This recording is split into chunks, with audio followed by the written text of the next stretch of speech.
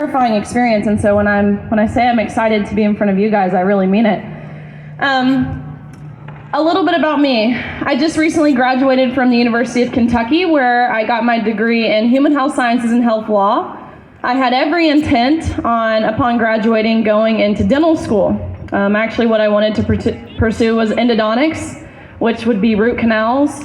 And why anyone would want to do that, I don't know, but I did. But clearly I'm not working on teeth. And ultimately, how I got here, I faced an injustice that no girl should have to face. And I saw what happens when someone doesn't stick up for themselves and for women across the country, girls across the country. And I saw what a disservice it would be, not just to myself, as I mentioned, but what about those past female athletes who fought relentlessly for Title IX? What about the present female athletes who are silenced? What about that next generation of female athletes who doesn't yet understand the implications of what's happening and who doesn't yet have a voice? And that's why I'm fighting for this. And so I proudly finished my career at the University of Kentucky as a 12-time NCAA All-American, Olympic trial qualifier in 2016 and 2020, a 5-time SEC champion. I'm actually the SEC record holder in the 200 butterfly, which means I have like super big manly shoulders. SEC Scholar Athlete of the Year, SEC Community Service Leader of the Year. But really all of that to say that none of that would have been possible without the women's sporting category and without Title IX, and that it's a lifelong journey. I started swimming when I was 4 years old. By the time I was 8, I started swimming year-round, so this meant that in second grade, you're swimming 2 hours every single day. And of course, it only gets worse from there. I guess I should say harder. It only gets harder from there, because by the time you get to middle school and high school, you're practicing before school. You go to school, you go straight from school back to practice, where you practice for another 2 hours. You go home, you eat your dinner, you do your homework, you ice your shoulders, you go to bed. You wake up, you do it all again the next day. You don't get to go to prom. You don't get to go on vacation with your family. You don't get to have sleepovers with your friends on Friday night, because guess what? You have practice Saturday morning at 6 a.m. At the collegiate level, we were practicing 6 hours every single day. 3 hours of which were before 8 a.m. Same story, practice 3 hours, go to class, come back, you practice again from 1:30 to 4:30, eat your dinner, do your homework, go to bed, do it all again the next day. You don't get to come home for Christmas, you don't get to come home for Thanksgiving, you don't get to come home for summer, you got 1 week off in August each year. And I say this because I want you guys to realize this was my life, my lifelong achievement I put into my sport. Everything that I did it for my sport. Of course, I, before anything, live a Christ-like life. But 2, my life went into my sport. I get to University of Kentucky my freshman year, and I had a pretty good year. Nothing crazy, there was a lot of adjusting, but I did pretty well. My sophomore year, I come back, and I was having this breakout season. Ultimately, in March of 2020, we were set to leave for our national championships. But what else happened in March of 2020? COVID hit, and we were all sent home about 3 days before we were supposed to leave. And of course, this is the meet you train all year for. And so when we got sent home, I was secretly under my breath like, oh my gosh, yes, we get to go home. We never get to go home. But that feeling lasted all of 24 hours before I realized, what now? I know I'm gonna have to come back eventually. And there were no pools open, there were no gyms open. And so, you guys know this being from Michigan. But I'm from Tennessee, where there's an abundance of lakes, not as much as here. But every day, for months, while we were at home, I put on a wetsuit and I swam miles aimlessly in this lake, hoping and praying that I would be at an advantage when we finally came back my junior year, which is ultimately what happened. Come back junior year, and I continued that breakout season, where a lot of my competitors and my teammates, they didn't have that luxury. And so ultimately, this is when I won my first SEC title. We won our first SEC championship as a team, and I ended up finishing 7th in the country, which I was proud of. To be top 8 in the country, it was an achievement. I was an All-American, but I knew I could do better. I knew I had 1 more year, and that's really when I made it my goal to win a national title, which would of course mean becoming the fastest woman in my respective event in the country. So we come back senior year. I say come back, we didn't go anywhere. Our senior year started, and I was right on pace to achieve my goal. About midway through my senior year, I was ranked 3rd in the country, behind one amazing female athlete, who I knew very well, because like in most sports, your top tier athletes know of each other, regardless of where you compete in the country, because you've grown up competing against each other.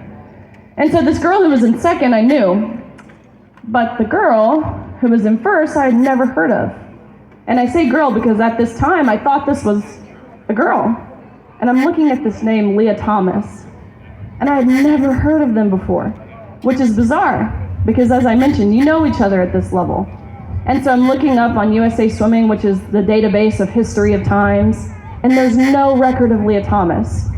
So I'm scratching my head. There was a lot of red flags, one of which this was a senior. They were from University of Pennsylvania, which is not historically a school that produces fast swimmers. They were ranked first in everything from the 100 freestyle all the way to the mile, which is bizarre if you think about it, because the 100 freestyle is a sprint. And of course, the mile is long distance. And so if you think about this like your Olympic runners, your best 200 meter runner is not your best marathon runner. They're totally different systems, but that's what we were seeing in this person. And so I was talking to my coach, my teammates, who is this? No one knew. I tried not to let it bother me. I went back to practice and I continued doing everything I could to achieve my goals until an article came out a few days after these nation-leading times were posted that very briefly, in a blip of a sentence, as if we were supposed to just read right over it, it says, Leah Thomas is formerly Will Thomas and swam 3 years on the men's team at University of Pennsylvania before deciding to transition to the women's team, and then continued on. And so when I read this, my coach actually, he sent me the article. He said, you need to take a look at this. And so when I read this, I read it again and then again. And I, of course, was shocked. But truthfully, I felt this sense of relief because it made everything make sense. And I was then able to look up who Will Thomas was because I was curious. Was this a lateral movement? Was this someone who went from ranking first to now continuing to rank first? Which is, of course, not what we saw. We saw that this was a mediocre male swimmer at best, ranking 462nd in the nation among the men the year prior, to again, now dominating among the women. But that's why I say I felt a sense of relief, because I thought the NCAA would see it how I saw it. At this point, nothing opinionated, nothing hateful, just the sheer facts of what was in front of us. I thought they would see it how anyone with a brain would see it, that this was not lateral by any means. But that is not how the NCAA saw it.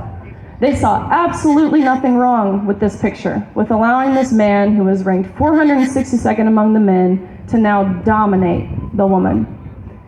And so about 3 weeks before our national championships, the NCAA announced that Thomas would in fact be competing with the women. And I got to personally witness and really feel the effect that this infringement had, not just on myself, but every female at that meet. I can wholeheartedly attest to the tears that I saw from the girls who placed 9th and 17th and missed out on being named an All-American by one place. And I can wholeheartedly attest to the extreme discomfort that was obvious, painfully obvious in that locker room. And I can wholeheartedly attest to the grumbles and the whispers and the talks, because that's what they were whispers, of anger and frustration and confusion, ultimately, from these girls who, just like myself, had worked our entire life to get to that meet.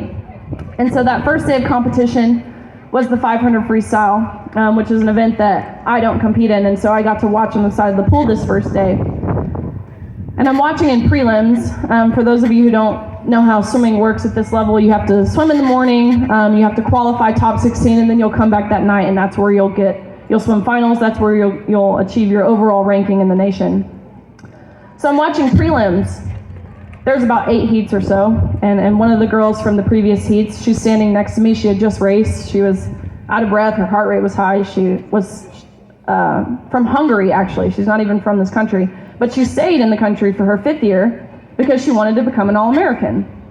She swam at Virginia Tech, and so she's standing next to me, and I knew her, but not overly well. And so she's watching this last heat because she knew she would be on the brink of making finals, again, top 16. And she's watching this last heat where Thomas is swimming, where Thomas is dominating, beating everyone by body lengths, which is ultimately what happened. And she looked up at the scoreboard and saw she placed 17th. So she was displaced by 1 place to coming back. And she looks at me with tears rolling down her face. Again, I knew her, but I didn't know her that well. And she grabs my hand and says, I just got beat by someone who didn't even have to try. And this is ultimately when my feelings shifted, because of course I knew it was wrong, but my feelings at this point were just kind of confusion, frustration. But when I saw how this affected Reika, was her name, I felt heartbreak. I felt like I'd been punched in the gut. Of course, Thomas comes back that evening, again, wins the national title, becoming the first male to win a national title in Division I women's sports, beating Olympians, beating American record holders. These aren't scrubs. These are the fastest swimmers in the world, not even just the country. Again, beat all of the girls in this country by body lengths, which is a lot. Swimming is a sport that's measured down to the 100th of a second. So to have someone beating every other girl in this country, I shouldn't say other girl, every girl in this country by seconds is an anomaly. Anyways, that next day we come back and it's the 200 freestyle, which is the event that Thomas and I raced in. We swim that morning, we both qualify for finals. We come back that evening, we race, and almost impossibly enough, we tied, which means we went the exact same time down to the 100th of a second, which is pretty rare when you're swimming for 1 minute and 40 seconds to go the exact same time down to the 100th of a second. And so we get out of the water and we go behind the awards podium where typically they hand you your little dinky wooden trophy and you're marched out and you're named an All-American and everyone claps, and it's a huge honor. And so we go behind the awards podium where the NCAA official looks at both Thomas and myself, Thomas who's towering over me, and says, great job, but you guys tied. We only have one trophy. We don't really account for ties. So this trophy goes to Thomas, but good job, Riley. You have to go home empty-handed. And so when I heard this, I questioned this, naturally. Why? Which is the first time anyone had questioned anything the NCAA had done thus far. And I said that, why are you adamant on giving this trophy to Thomas? What's your thought process here? And he wasn't prepared to answer this, and he kind of stumbles on his words and says, well, we're just doing this in chronological order. And I said, okay, well, what are you being chronological about? Because we tied, and technically G comes before T, so I don't know if you have a good response for that. And he didn't, and he says, well, if I'm being honest, Thomas has to have the trophy for photos. We can't let Thomas not have a trophy. You can pose with this one, but you have to go home empty-handed. You have to give that one back. Leah takes the trophy home. And ultimately, that is when, that moment right there, of course, again, I knew everything up until this point was wrong. I knew the unfair competition was wrong. I knew the locker room was wrong. But when they reduced everything that we had worked our entire lives for down to a photo op to validate the feelings and the identity of a male at the expense of our identities and our feelings as women, that's when I knew that I was no longer willing to lie, because that's what they were asking us to do. By asking us to smile and step aside and allow these men onto our podiums, giving them our scholarships, giving them our titles, into our locker rooms, they were asking us to lie. And up until this point, I was waiting, desperately waiting for someone else to stick up for us. I thought surely a coach would. I thought surely a parent, surely someone within the NCAA, some other swimmer will do it. There will be someone with political power somewhere to do something about this. But that's not what we were seeing. And then it really dawned on me, if we as women aren't willing to stick up for ourselves, as female athletes, if we're not willing to demand respect and equal opportunities, how can we expect someone else to do it for us? This has to come from us. And ultimately, that's when I made that decision. And what that looked like, I called my athletic director. His name is Mitch Barnhart at the University of Kentucky. He's a phenomenal guy. And I said, this is what happened. This is how we feel. How do you feel if I take a public stance? And I'll never forget, he said, Riley, I love you. I support you. Stay true to your heart. Speak your convictions, and don't ever worry about painting this university in a bad light. We're behind you. And I thought nothing of it at the time. I really did. I thought that's how any athletic director would talk to their student athlete. But oh my gosh, I was so wrong by that assumption, and I quickly found that out. But ultimately what that turned into, I think we can all agree swimming is not a sport that garners a lot of media attention. But what was unique about this NCAA championships was there was every outlet there covering it. they were desperately hoping they could get a quote from a swimmer, get a quote from a coach. And so my inbox on my social medias was full of requests, left-leaning, right-leaning, everything in between, of reporters hoping someone would bite the hook. And I ultimately responded to this girl from the Daily Wire. I gave her a quote. I told her about the trophy incident. I shed light on the locker room, and the story blew up. I think for a couple reasons, one of which being sports resonates with everyone. It's not boring like the environment or like the economy. Everyone loves sports. Two, I think people saw the severity of what we were dealing with as female athletes. I think when you hear the term trans woman, you think of someone who's fully committed to transitioning, someone who's gone through the surgery, someone who has computable testosterone levels. But again, we were racing a man who simply grew out his hair and said he was a woman. That's what that looked like. And I think this was brought to the attention of the general public. And this was great because this Daily Wire hit quickly turned into Fox and CPAC and getting pulled on stage with Trump and a lot of really awesome, incredible things where I got to shed light on this story, where no one else really was. But I very quickly began to feel almost as if I was whining, I was complaining